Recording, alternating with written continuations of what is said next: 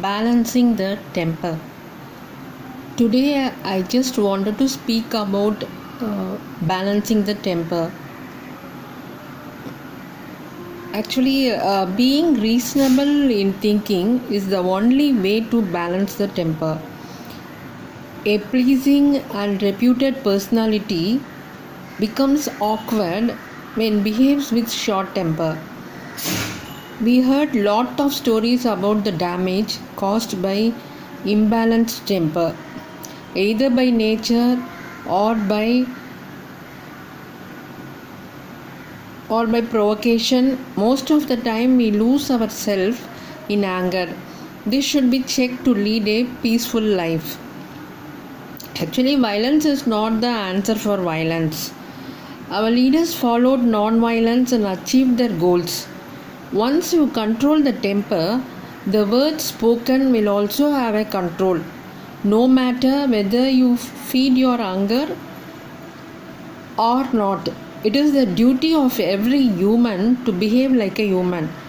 Whether you may be a speaker, advisor, or in any profession, the main source of input is your style of addressing others.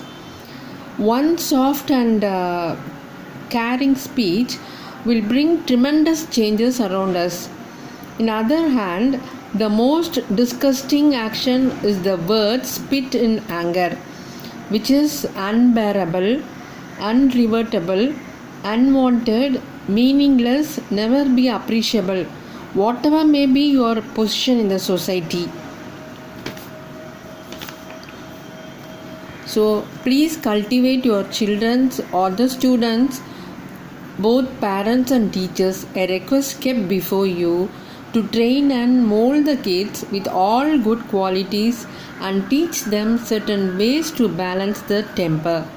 Education will qualify us as a civilized citizen, but only experienced people can train us, handle the situation with utmost patience and responsibility and care to maintain peace and order in us as well as in the society.